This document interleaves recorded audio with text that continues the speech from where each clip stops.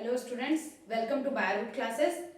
हम लोगों का फीमेल रिप्रोडक्टिव सिस्टम हो गया था, मेल रिप्रोडक्टिव सिस्टम हो गया था। आज हम करने जा रहे हैं गैमेटोजेनेसिस। ठीक है, तो गैमेटोजेनेसिस वर्ड से ही समझ आ रहा है, यानी गैमेट्स की फॉर्मेशन। ठीक है, गैमेट जेनेसिस जनरेशन या फॉर्मेशन, गैमेट फॉर्मेशन। तो हम ये बोल सकते हैं कि the process of formation of gametes. ठीक है, the process of formation of gametes. और गैमेट्स कौन से? Two type of gametes. ठीक है, तो गैमेट फॉर्मेशन, तो two types of gametes. Question इससे आया हुआ भी है कि गैमेटोजेनेसिस हम किसे कहते हैं? The formation of only one type of gamete, the formation of two type of gametes. और इसी तरीके से दो ऑप्शन और थे आपके पास। तो टू टाइप्स ऑफ गैमेट्स, तो वो टू टाइप्स ऑफ गैमेट्स कौन कौन से हैं? एक हम बात करते हैं ओवा यानी एग, और एक हम बात करते हैं स्पर्म। ठीक है, मेल और फीमेल गैमेट्स। तो यानी the process of formation of gamete is known as gametogenesis. अब यहां हम बात करते हैं कि इसमें दो बात हम करेंगे। देखिए, द फर्स्ट इज स्पर्मेटोजेनेसिस, यानी the process of formation of sperms. ठीक है, और ये किस में होगा? इन मेल्स में। Second is oogenesis, means the process of formation of, ये फॉर्मेशन इस तरीके से कर देते हैं, फॉर्मेशन ऑफ ओवा एग। ठीक है, और किसमें? In females. तो अब हम इसके बारे में पढ़ेंगे। मैं आपको कुछ चीज बता दूं। फॉर गैमेटोजेनेसिस कुछ चीजें या कुछ रिक्वायरमेंट्स होती हैं। वो रिक्वायरमेंट्स क्या क्या हैं? तो इसकी फॉर्मेशन के लिए, यानी गैमेटोजेनेसिस के लिए हमको विटामिन ई की जरूरत होती है। Vitamin E with FSH is required या आप बोल सकते हैं एसेंशियल। ये बहुत जरूरी है, essential for gamete formation. Clear? और इसके साथ ही साथ vitamin A require for healthy gametes, production of healthy gametes. यानी गैमेट्स की हेल्थ कैसी होगी, क्या वो हेल्दी होंगे या नहीं, ये कौन डिसाइड कर रहा है? विटामिन ए डिसाइड कर रहा है। ठीक है, और गैमेट की फॉर्मेशन किस हिसाब से होगी, तो वो कौन डिसाइड कर रहा है? विटामिन ई डिसाइड कर रहा है। और उसके साथ साथ FSH, यानी ई एंड FSH दोनों के दोनों क्या कर रहे हैं? इस चीज को डिसाइड कर रहे हैं। तो दो चीज आपको पता चली कि गैमेटोजेनेसिस के लिए क्या vitamin E, A and FSH are responsible. ठीक है, तो इसका स्क्रीनशॉट ले लीजिए। अभी हम पहले बात करते हैं स्पर्मेटोजेनेसिस से स्टार्ट करते हैं हम। तो देखिए, the process of formation of sperms are known as spermatogenesis. तो यहां हम बात करेंगे सबसे पहले कि ये किससे बनता है। तो देखिए, वो हमने पहले कर लिया, फॉर्मेशन ऑफ स्पर्म्स। ठीक है, the process of formation of sperms are known as spermatogenesis. याद कर लीजिएगा खुद ही। स्पर्मेटोजेनेसिस के प्रोसेस की हम बात करते हैं, तो सबसे पहले हम मेल जर्म सेल्स की बात कर रहे हैं। Mail germ sales. ठीक है, तो मेल जर्म सेल्स मैंने आपको क्या बताया था? जो सेमिनिफेरस ट्यूब्यूल्स होते हैं, they contain mail germ sales, and वो जो मेल जर्म सेल्स हैं वो क्या बनाते हैं? स्पर्म की फॉर्मेशन करते हैं। तो मेल जर्म सेल्स क्या करेंगे? ये करेंगे इस तरीके से, स्पर्मेटोगोनिया। ठीक है, स्पर्म मदर सेल, स्पर्मेटोगोनिया। अब मेल जर्म सेल्स हैं, या आप इसकी बात कर लीजिए, हम ये बोल सकते हैं इनसाइड, यानी present inside wall of seminiferous tubule. ये चीज हम पहले भी कर चुके हैं कि सेमिनिफेरस ट्यूब्यूल्स जो होते हैं, इनके पास दो चीजें होती हैं, एक मेल जर्म सेल्स और एक सर्टोली सेल्स। तो मेल जर्म सेल्स स्पर्म की फॉर्मेशन करेंगे because they have sperm mother cells, and second is Sertoli cells, यानी those cells which give nourishment to the developing sperms. ठीक है, तो सबसे पहले हम बात करते हैं स्पर्मेटोगोनिया, यानी ये क्या करेगा? It gets differentiated. जो स्पर्मेटोगोनिया है ये डिफरेंशिएट होगा, ये माइटोसिस शो करेगा, और माइटोसिस शो करेगा तो सबसे पहले इस तरीके से इसने क्या किया, माइटोसिस डिफरेंशिएशन हुआ, और इसके वजह से इट बिकेम माइटोसिस में, आपको पता होगा ही माइटोसिस में क्या होता है, ठीक है, ये दो सेल्स बन जाएंगी, माइटोसिस में यही होता है ना। तो इस तरीके से दो सेल बनी, और फिर ये अगेन ये जो दो सेल्स हैं अगेन इन्होंने क्या किया, दो और सेल्स बना दी, ठीक है। तो ये बना दी इन्होंने, ये हो गया आपका स्पर्मेटोगोनिया। जो स्पर्म मदर सेल है उसने माइटोसिस हुआ दोनों में, फिर इनमें अगेन माइटोसिस हुआ, तो इस तरीके से 4 सेल्स बन गई। यहाँ कंफ्यूज मत होइएगा कि एक सेल से 4 सेल बन गई तो मियोसिस है, यहाँ कंफ्यूज मत होना, ठीक है। तो अब देखिए, तो ये सब के सब ये कब चल रहा है, ये सब काम चल रहा है ड्यूरिंग या एट प्यूबर्टी, प्यूबर्टी के टाइम पे चल रहा है ये, ठीक है। मतलब यहाँ जैसे हम बोलते हैं कि फीमेल्स में जो oogenesis होता है वो कहाँ कब स्टार्ट हो जाता है, जब वो एम्ब्रियोनिक कंडीशन में है, ठीक है, तभी स्टार्ट हो जाता है। बट वो क्या होता है, वो अरेस्टेड रहता है एट इसमें, मतलब जो आपका मेटाफेज है तो इनमें ये अरेस्टेड रहता है, और यहाँ अगर हम बात करते हैं डिप्लोटिन फेज में अरेस्ट रहेगा, ठीक है। तो यहाँ हम बात करते हैं कि जब प्यूबर्टी होगी तो प्यूबर्टी के बाद वो क्या करता है, आगे वो फेज जो है वो आगे चलता है, और तब वो क्या करेगा कि अगर मान लीजिए कि जो डिप्लोटिन स्टेज है, डिप्लोटिन स्टेज को छोड़ के उसने क्या किया, मतलब जब तक एम्ब्रियोनिक कंडीशन में था तब तक डिप्लोटिन स्टेज में अरेस्ट था, फिर उसके बाद जब प्यूबर्टी आई तो प्यूबर्टी के टाइम पे डिप्लोटिन को छोड़ के वो मेटाफेज तक तो गया, बट मेटाफेज के टाइम पे वो ये चीज देखता है कि क्या एग फर्टिलाइज होगा या नहीं होगा। अगर एग फर्टिलाइज होना है तो तब जाके वो जो मेटाफेज है वो आगे अपनी प्रोसेस दिखाता है, बट अगर एग फर्टिलाइज नहीं हो रहा है तो वो जो माइटोसिस वाली जो मेटाफेज वाली कंडीशन है वो मेटाफेजिक कंडीशन में ही बॉडी से मेंस्ट्रुअल फ्लो के थ्रू या उसकी फॉर्म में वो बॉडी से बाहर आ जाता है। बट यहाँ हम बात करें तो ये जितनी प्रोसेस चल रही है ये प्रोसेस कब चल रही है, एट प्यूबर्टी, ठीक है, प्यूबर्टी के टाइम पे चलेगा, पहले कुछ नहीं हो रहा है, प्यूबर्टी के टाइम पे ही चल रहा है। अब देखिए यहाँ मैं आपको एक चीज बताती हूँ, ये 3 टाइप की जो सेल्स हैं इनको हम बोलते हैं टाइप ए सेल्स, ठीक है, ये हो गए टाइप ए सेल्स। तो टाइप ए सेल्स डिफरेंशिएशन में नहीं जाते, सिर्फ जो टाइप बी सेल है ये सिर्फ ये क्या करेगा, ये डिफरेंशिएट करेगा, डिफरेंशिएट करके इसने, ठीक है, इस तरीके से।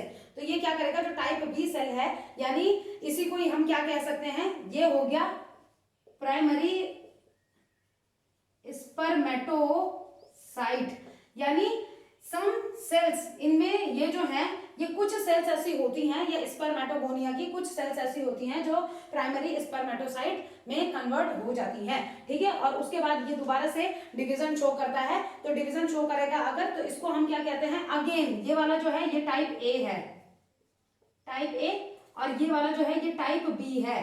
तो टाइप बी ही फर्दर प्रोसीड करेगा, वही आगे जाएगा, ठीक है। तो बुक्स में ये चीजें नहीं लिखी हुई होती, लेकिन आप खुद सोचिए, यहाँ हम पोलर बॉडीज की बात तो नहीं कर रहे हैं, तो इसका मतलब इनको आगे जाना चाहिए, आगे शो करना चाहिए, डिफरेंशिएशन क्यों नहीं करते, ये टाइप ए सेल्स होती हैं, ठीक है।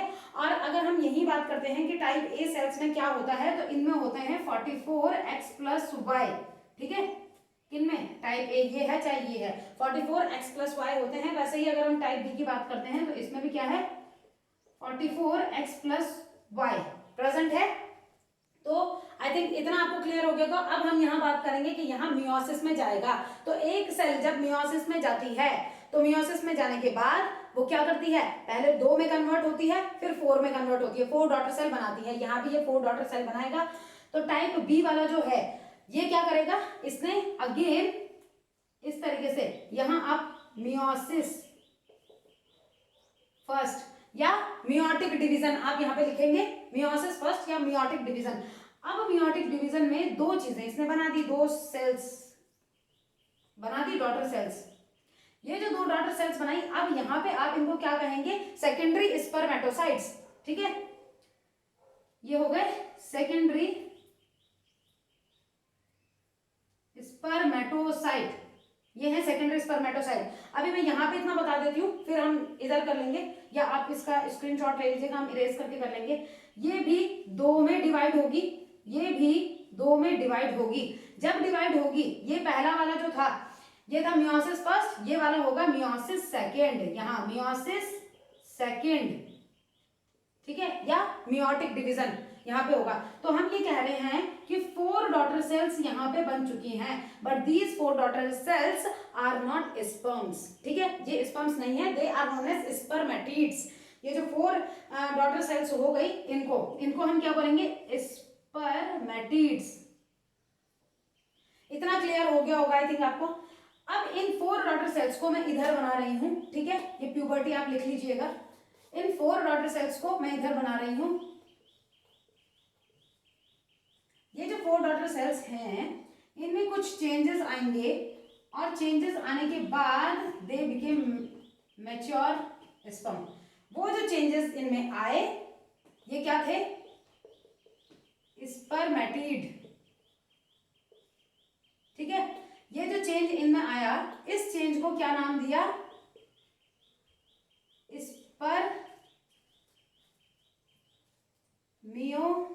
स्पर्मियोजेनेसिस, ठीक है। तो यहां हम इसको क्या नाम देंगे, स्पर्मियोजेनेसिस, यहां पे इसको नाम देना है हमने। और यहां से ये क्या हुआ, ये किस में कन्वर्ट हो गया, मैच्योर स्पर्म में कन्वर्ट। Now spermiation. अच्छा एक चीज आप याद रखिए, स्पर्म की बात करते हैं तो हाइप्लॉइड है, स्पर्मेटिड्स की बात करते हैं तो हाइप्लॉइड है, यानी यहाँ, ठीक है, हाइप्लॉइड। अगर हम इसकी बात करते हैं, हाइप्लॉइड है, यानी हाइप्लॉइड आप कहां से यूज करेंगे, जहां मियोसिस हुई, हाइप्लॉइड, रिडक्शन डिवीजन। मियोसिस कहां हो रही है, यहां से मियोसिस स्टार्ट हो गई, यानी ये जो है secondary spermatocytes are haploid, they produce spermatids, they are haploid, then spermatids convert into sperm through spermiogenesis, ठीक है। इसको या तो इस तरीके से लिख लीजिए, जेनेसिस, स्पर्मियोजेनेसिस। समझ आ रहा है स्पर्मियोजेनेसिस क्या है, स्पर्मेटिड से स्पर्म्स का बनना इज नोन एज स्पर्मियोजेनेसिस, ठीक है। और अब इसमें एक और टर्म आता है, तो ये पूरा का पूरा तो स्पर्मेटोजेनेसिस चल रहा है, बट इसमें सिर्फ स्पर्मियोजेनेसिस क्या है कि स्पर्मेटिड से स्पर्म्स का बनना, यानी टेल आ जाती है इनमें, ठीक है, टेल आ जाएगी। और एक और टर्म इसमें यूज किया जाता है, स्पर्मिएशन। तो व्हाट इज स्पर्मिएशन, यहां होता है आफ्टर स्पर्मियोजेनेसिस,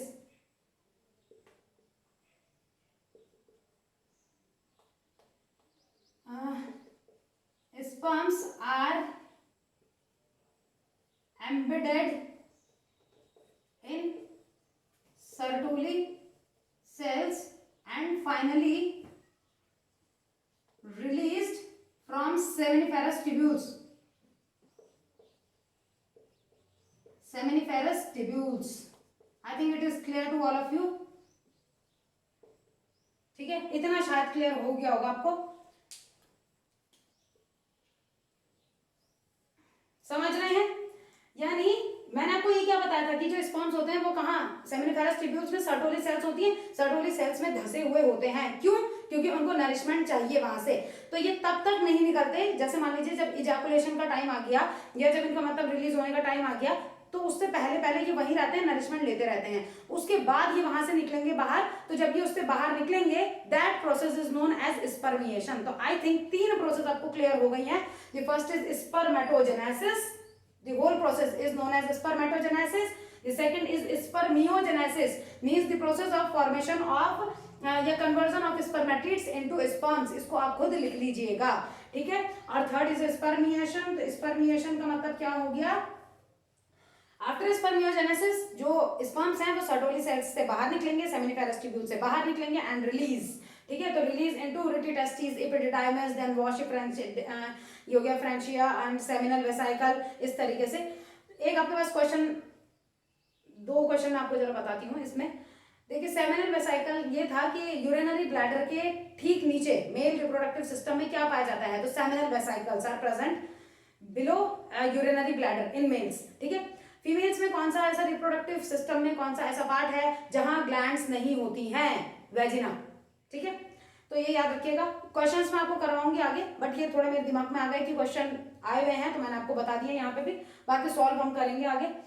तो देखिए एक बार मैं आपको इसको दोबारा से कोई रिविजन करा रही हूँ। मेल जर्म सेल्स होंगे, ठीक है। मेल जर्म सेल्स कहाँ होते हैं, याद कीजिएगा, मैंने आपको बताया था इससे पहले जब हमने मेल रिप्रोडक्टिव सिस्टम किया था कि टेस्टीज होती हैं, उनके अंदर टेस्टिकुलर लोब्यूल्स होते हैं, 250 कंपार्टमेंट्स, उनके अंदर हर टेस्टिकुलर लोब्यूल्स के अंदर क्या होते हैं, 3 सेमिनिफेरस ट्यूब्यूल्स हो सकते हैं। और इन सेमिनिफेरस ट्यूब्यूल्स के अंदर 2 चीजें होती हैं, एक मेल जर्म सेल्स और एक Sertoli sales. Mail germ cells sperm को प्रोड्यूस करेगा, सर्टोली सेल्स स्पर्म्स को नरिशमेंट प्रोवाइड करती हैं।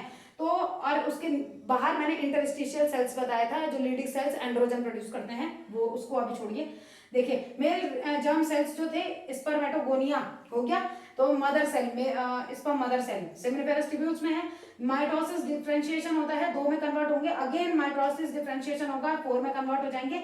इनमें से 3 जो है ये ए टाइप वाली हैं, तो ए टाइप वाली आगे प्रोसीड नहीं करती। अगेन जब प्राइमरी स्पर्मेटोसाइट जो था उसने भी 2 में कन्वर्ट वो हुआ और उसमें से एक ए टाइप बना, ये भी आगे नहीं जाएगा, सिर्फ जो एक है यही आगे जाएगा। और आगे जाके टाइप बी इसको हम बोलते हैं, इसने मियोसिस फर्स्ट मियोसिस करना है। मियोसिस के 4 डॉटर सेल्स बनती हैं, तो 4 बनेंगी, पहले 2 बनी, उसको हमने सेकेंडरी स्पर्मेटोसाइट कहा, जो एन है। अब ध्यान दीजिए, इसकी बात करते हैं मदर सेल 2n, यहां बात करते हैं 2n, ठीक है। तो n क्या, जहां से मियोसिस हुआ, तो मियोसिस यहां से हुआ, इसके बाद की जितनी सेल्स होंगी n n n n, ठीक है। तो ये हो गया स्पर्मेटोसाइट, सेकेंडरी स्पर्मेटोसाइट, उसने भी अगेन 4 में डिवाइड हुआ, यानी स्पर्मेटिड्स, बट ये स्पर्म नहीं है, स्पर्मियोजेनेसिस की प्रोसेस से ये स्पर्म में कन्वर्ट होते हैं, ठीक है। और स्पर्मिएशन क्या है कि इनको किससे, सेमिनिफेरस ट्यूब्यूल से बाहर निकलना, मैच्योर स्पर्म का सेमिनिफेरस ट्यूब्यूल से बाहर निकलना, इसका आप स्क्रीनशॉट ले लीजिए।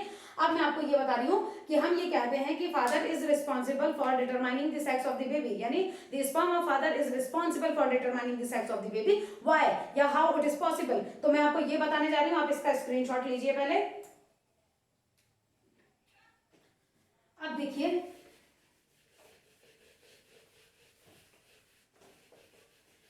यहां हम बात करते हैं,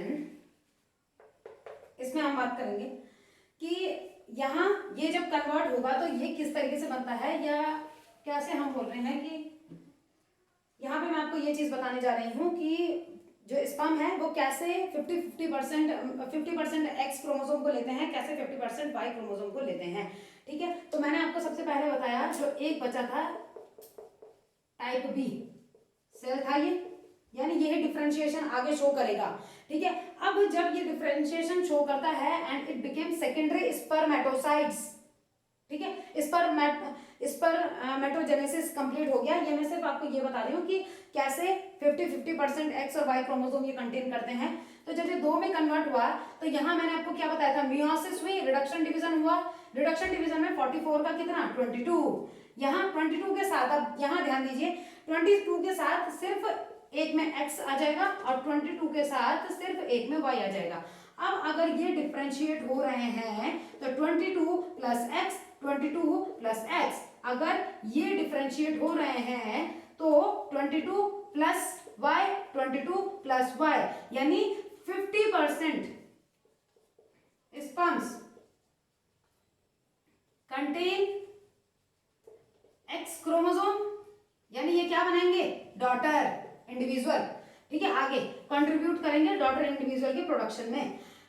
फिर 50% कंटेन वाई क्रोमोसोम। तो आई थिंक अब आपको ये चीज क्लियर भी हो गई होगी कि ऐसा क्यों होता है कि हम ये बोलते हैं कि it contain 50% X and 50% Y. तो वो इस वजह से होता है कि जो टाइप 2 सेल होती है, टाइप 2 सेल तो ठीक है, उसके पास एक्स एंड वाई दोनों थे, ठीक है, वही चीज सेम जो टाइप ए में होती है, बट यहाँ ये कि मियोसिस जब होगा तो मियोसिस में रिडक्शन डिवीजन होगा, इक्वल चीजें हाफ हाफ हो जाएंगी। तो एक इधर चला गया, एक वाई इधर चला गया, इसका हाफ हाफ हो गया 22। अब ये इसमें सिर्फ यही चीज है, तो जब ये डिवाइड होगा तो उसके बाद ये इतना ही बनाएगा और ये इतना ही बनाएगा। तो इसी वजह से हम क्या बोलते हैं कि यहाँ पे ये जो स्पर्म्स ये बनाएंगे, ये एक्स एक्स वाले होंगे और ये वाई वाई वाले होंगे, ठीक है। तो इस तरीके से ये हो गया आपका। अब उसके बाद हम बात करते हैं नेक्स्ट, हमने पूरा स्पर्मेटोजेनेसिस कर लिया, अब स्पर्म के स्ट्रक्चर की बात करते हैं।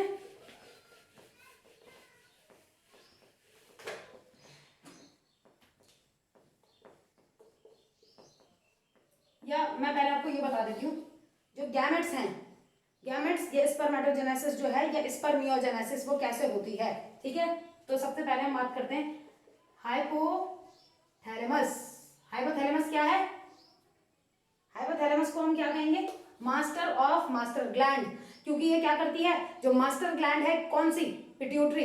ये पिट्यूटरी के सीक्रेशन को क्या करेगी? कंट्रोल करती है, इसीलिए it is known as master of master gland. अब बात करते हैं पोस्टीरियर पिट्यूटरी पे एक्ट नहीं करेगा, एक्ट ऑन एंटीरियर पिट्यूटरी। ठीक है, एंटीरियर पिट्यूटरी में, यानी पिट्यूटरी क्या हो गई? मास्टर ग्लैंड, ये हो गई मास्टर ऑफ मास्टर ग्लैंड। अब ये रिलीज करेगा क्या? GnRH। ठीक है, GnRH यानी गोनाडोट्रोपिन रिलीजिंग हार्मोन। और GnRH एक तरफ तो बनाएगा LH और एक तरफ बनाएगा FSH। समझ में आया ना? LH क्या है? Luteinizing hormone. FSH क्या है? Follicle stimulating hormone. ये एक्ट ऑन, जो LH है, LH किस में एक्ट करता है? तो एक्ट ऑन लीडिंग सेल्स और स्टिमुलेट, ये सीक्रेट, स्टिमुलेट एंड सीक्रेट। ठीक है, या स्टिमुलेट आप कर सकते हैं, स्टिमुलेट स्पर्मेटोजेनेसिस। क्लियर? या आप ये बोल सकते हैं, चलिए stimulate androgen, stimulate and secret. वैसे सीक्रेट पहले कीजिएगा, एंड्रोजन, इसने एंड्रोजन बनाए और एंड्रोजन ने ही आगे जाके क्या किया? आगे जाके इसी ने ही स्पर्मेटोजेनेसिस, ठीक है, के लिए कंट्रीब्यूट किया। FSH की बात करते हैं तो FSH क्या करता है? ये भी, इसको हम बोलेंगे फॉलिकल स्टिमुलेटिंग हार्मोन। ये सर्टोली सेल में एक्ट करता है, एक्ट ऑन सर्टोली सेल्स। ये क्या करेंगे? यहां तो इसने लीडिंग सेल्स पे किया और स्टिमुलेट और सीक्रेट किया एंड्रोजन। ये सीक्रेट या स्टिमुलेट सम फैक्टर्स जो कि हेल्प करेंगे, which help in spermiogenesis. Clear? याद रखिएगा, सिर्फ आपको अब 2 चीज याद रखनी है या 3 चीज आपको याद रखनी है। FSH है, सर्टोली सेल पे एक्ट करेगा, स्पर्मियोजेनेसिस करेगा। LH है, लीडिंग सेल में एक्ट करेगा, स्पर्मेटोजेनेसिस में हेल्प करेगा। तो आई थिंक ये भी आपको क्लियर हो गया होगा कि हाइपोथैलेमस क्या करता है? एंटीरियर पिट्यूटरी से गोनाडोट्रोपिन स्टिमुलेटिंग हार्मोन सीक्रेट करता है। तो गोनाडोट्रोपिन रिलीजिंग हार्मोन इसने सीक्रेट किया, जो जिसने 2 हार्मोन्स बना दिए या रिलीज कर दिया, LH और FSH। LH ने लीडिंग सेल में काम करना है और एंड्रोजन सीक्रेट करना है, जिसकी वजह से स्पर्मेटोजेनेसिस में वो हेल्प कर देगा। FSH जो है यानी फॉलिकल स्टिमुलेटिंग हार्मोन्स, ये सर्टोली सेल्स में काम करेंगे और स्पर्मियोजेनेसिस में हेल्प कर देंगे। क्लियर? अब उसके बाद बात करते हैं, नेक्स्ट स्क्रीनशॉट लेना है तो लीजिए जल्दी। इसके बाद बात करते हैं स्ट्रक्चर ऑफ स्पर्म की।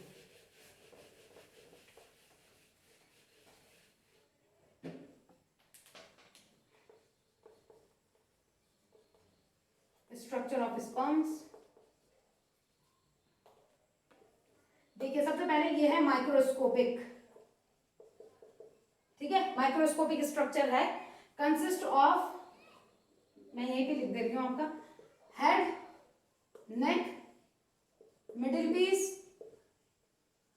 And tail. ठीक है, अब समझिए, अगर मैं हेड की बात कर रही हूं तो head contain haploid nucleus, acrosome cap called acrosome. ठीक है, तो ये कंटेन करेगा। नेक की बात करते हैं तो contain centrioles, distal and proximal. ठीक है, तो ये centriole, distal and proximal. Middle piece की बात करते हैं तो middle piece contain mitochondria and, अभी मैं आपको बताऊंगी इसमें निवर्कन शीथ पाई जाती है। क्या बोलते हैं निवर्कन शीथ, या क्या होती है वो मैं आपको अभी बताऊंगी। But middle piece contain mitochondria. और टेल की हम बात करते हैं तो टेल क्या करेगा? गिव्स मोटिलिटी, तो मोटिलिटी प्रोवाइड करने का काम करेगा। अब यहाँ आपको मैं कुछ चीजें बता रही हूँ, ये कुछ हॉर्मोन्स को या ये कुछ एंजाइम्स को सीक्रेट करते हैं। तो वो एंजाइम्स क्या होते हैं? स्पर्मलिसिन बोलते हैं, स्पर्मलाइसिन, या इसमें एक्रोसोमल एंजाइम्स इसमें होते हैं। तो एक्रोसोम किससे बनता है? गोल्जी बॉडी जो होती है वो एक्रोसोम को बनाने का काम करती है। ठीक है, तो पहले मैं आपको इसमें ये बता देती हूँ, पहले आप ये समझ लीजिए इस तरीके से, मैं पहले आपको डायग्राम ही बता देती हूँ इसका, उसके बाद हम कर लेंगे आगे।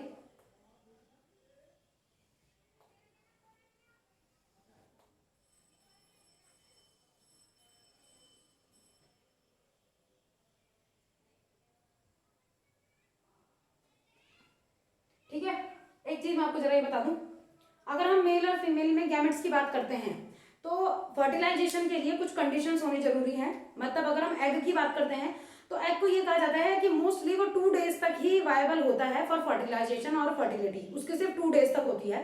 ठीक है, अगर 2 डेज के अंदर अंदर उसको स्पर्म मिल गया तो वो फर्टिलाइज करेगा, अदरवाइज नहीं करेगा। ठीक है, स्पर्म की बात करते हैं तो ऑलमोस्ट 4 डेज, 3 to 4 डेज इसमें होता है। बट फिर मैंने आपको बताया था कि इसमें क्या होता है, कॉम्पिटेटिव रिएक्शंस चलती हैं, यहाँ पे स्लो एंड फास्ट रिएक्शंस चलती हैं, जिसकी वजह से स्पर्म्स के बीच में कंपटीशन होता है, जो जीतेगा वही फर्टिलाइज करेगा किसको, एग को।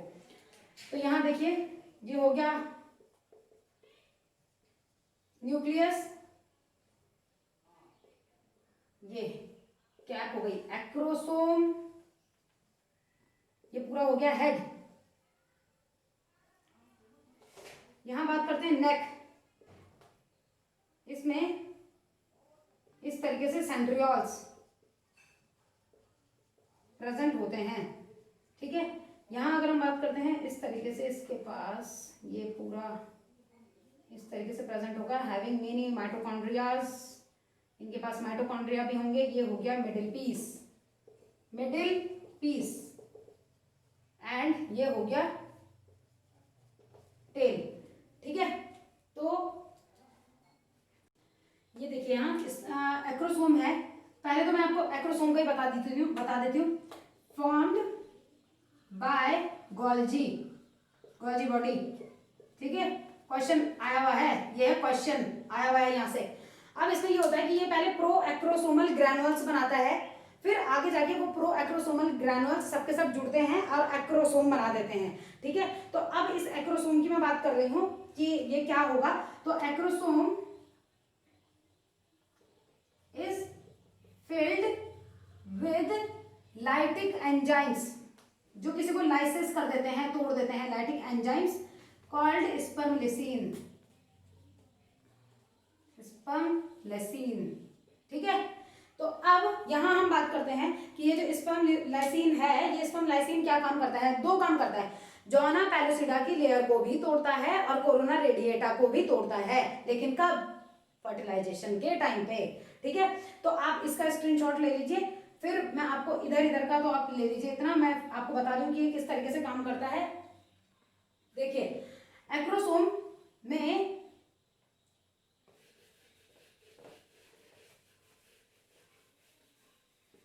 दो चीजें याद रखिएगा, स्पर्मलिसिन की हम बात करते हैं, ये कंटेन करता है, या इक्वल टू करके कर देती हूँ कि ये किस किस को इंक्लूड करता है। तो यहां पे हम बोलते हैं फर्स्ट कोरोना पेनिट्रेटिंग एंजाइम्स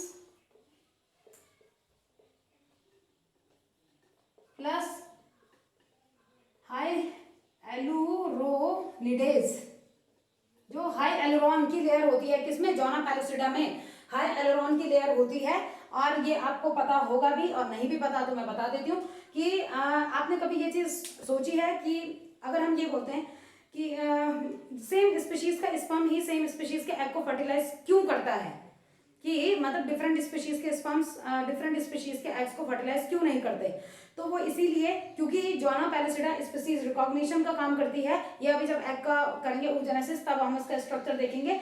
तो जोना पैलोसिडा स्पीशीज रिकॉग्निशन का काम करती है, और यहाँ पे ये होता है कि ये रिकॉग्नाइज कर लेती है कि ये सेम स्पीशीज का स्पर्म नहीं है।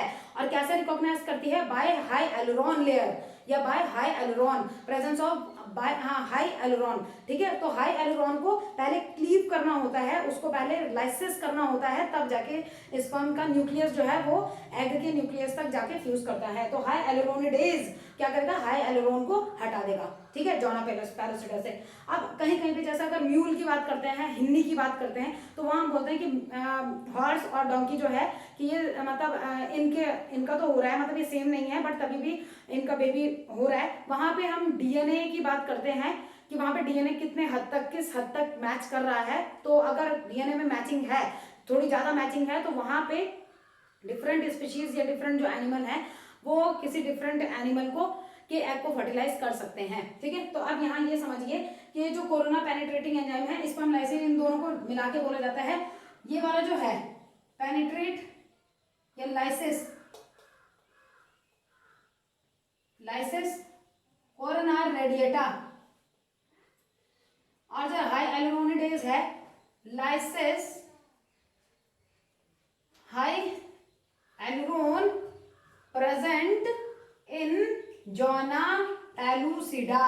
क्लियर? और जोना पैलूसिडा का काम क्या होता है? Species recognition. और स्पीशीज रिकॉग्निशन मैंने आपको बता दिया कि क्या होता है। आई थिंक इतना आपको क्लियर हो गया होगा।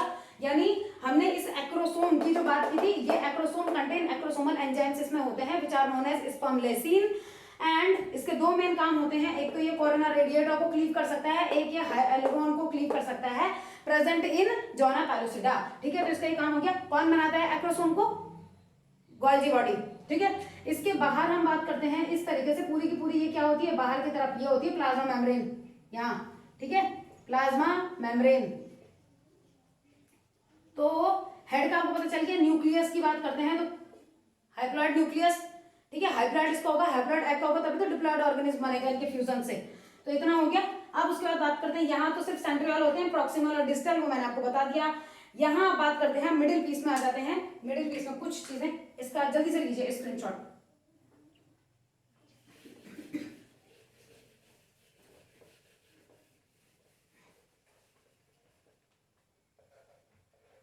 देखिए मिडिल पीस की बात करते हैं। मिडिल पीस में surrounded by a sheath called Niebuhr sheath made of mitochondria या made by mitochondria। ठीक है, made by mitochondria। Niebuhr sheath कहाँ प्रेजेंट है? In middle piece. किसने बनाई? माइटोकॉन्ड्रिया। यानी हेड में गोल्जी का काम ज्यादा था, मिडिल पीस में माइटोकॉन्ड्रिया का काम ज्यादा है। ठीक है, दूसरा माइटोकॉन्ड्रिया क्या करता है? गिव्स एनर्जी फॉर मूवमेंट या मोबिलिटी ऑफ स्पर्म, यानी give energy movement of sperm, या उसके टेल को एनर्जी प्रोवाइड करता है। ठीक है, आई थिंक इतना भी आपको क्लियर हो गया होगा। एक और चीज आपको बता दूं, इसमें एक्साइल फिलामेंट प्रेजेंट होता है। Axial filament also present in कहा? Middle piece. ठीक है, एक्सियल फिलामेंट भी मिडिल पीस में प्रेजेंट होता है। और उसके बाद अगर हम टेल की बात करते हैं तो टेल में हम क्या बोलेंगे? टेल को फ्लेक्सिबिलिटी को, ये मोबाइलिटी का काम कर रहा है, मोबाइल बना रहा है, और इसको एनर्जी कौन दे रहा है? माइटोकॉन्ड्रिया इसको एनर्जी दे रहा है। तो इतना हो गया आपके पास स्पर्म से रिलेटेड। अब मैं आपको कुछ चीजें और बता देती हूँ इसी में ही। यहाँ हम बात करते हैं कि पर इजैकुलेशन की हम बात करते हैं कि हर इजैकुलेशन में क्या होता है, 200 से लेके 300 मिलियन स्पर्म्स रिलीज हो सकते हैं पर ejaculation.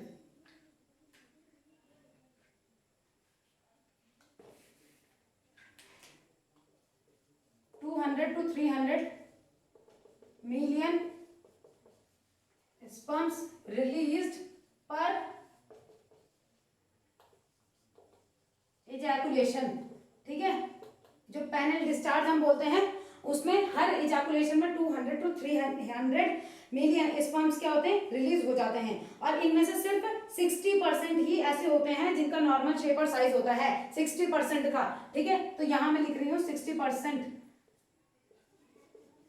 sperms have normal shape and size। और 40% की बात करते हैं, मतलब ये समझ लीजिएगा, ये याद रखिएगा आप कितनी चीज, 200 to 300 मिलियन स्पर्म से रिलीज होते हैं पर इजैकुलेशन। 60% के पास नॉर्मल शेप और साइज होता है, ठीक है। और सिर्फ 40% ऐसे होते हैं जो वैगरस मोबाइलिटी शो करते हैं, यानी अच्छे से जो मूवमेंट शो करके और फीमेल रिप्रोडक्टिव ट्रैक तक पहुंच पाते हैं। तो उसको चाहे आप खुद कर लीजिएगा या मैं ही आपको बता देती हूँ। Only about 40% have a shows vigorous mobility, ठीक है। तो यानी सिर्फ 40% हैं जो कहां तक पहुंचते हैं, फीमेल रिप्रोडक्टिव ट्रैक तक पहुंच पाते हैं। तो इतना आपके पास हो गया स्पर्मेटोजेनेसिस के बारे में, स्पर्म के स्ट्रक्चर के बारे में। और बाकी आपको पता है कि स्पर्म बॉडी से किसके साथ रिलीज होता है, सीमेन के थ्रू, यानी सेमिनल वेसिकल फ्लूइड जितना भी वो है लुब्रिकेशन का काम कर रहा है उसके साथ वो बॉडी से रिलीज हो जाता है। 4 डेज, लगभग 3 to 4 डेज उसके पास होते हैं एग को फर्टिलाइज करने के लिए, वहां पे कॉम्पिटिशन चलता है, ठीक है। इसके पास क्या होता है, जो न्यूक्लियस है वो हैप्लॉइड है, तभी हैप्लॉइड एग और स्पर्म का मिलकर डिप्लॉइड ऑर्गेनिज्म बनाएगा। बाकी चीजें आई थिंक आपको सब क्लियर हो गई होंगी इसमें। बाकी जो चीजें कुछ इंपॉर्टेंट अगर कुछ रह गया हो तो मैं आपके क्वेश्चंस में उसको डिस्कस कर लेंगे, हम क्वेश्चंस में मैं आपको जरूर सॉल्व करवा दूंगी। तो आज के लिए इतना ही। अगर आपको वीडियो पसंद आ रहा है, आपको लेक्चर्स पसंद आ रहे हैं तो प्लीज लाइक कीजिए, शेयर कीजिए ज्यादा से ज्यादा, सब्सक्राइब कीजिए चैनल को। और कुछ समझ में नहीं आ रहा है तो प्लीज कमेंट बॉक्स में कमेंट कीजिए, मैं आपकी क्वेरीज को सॉल्व करूंगी। Thank you so much.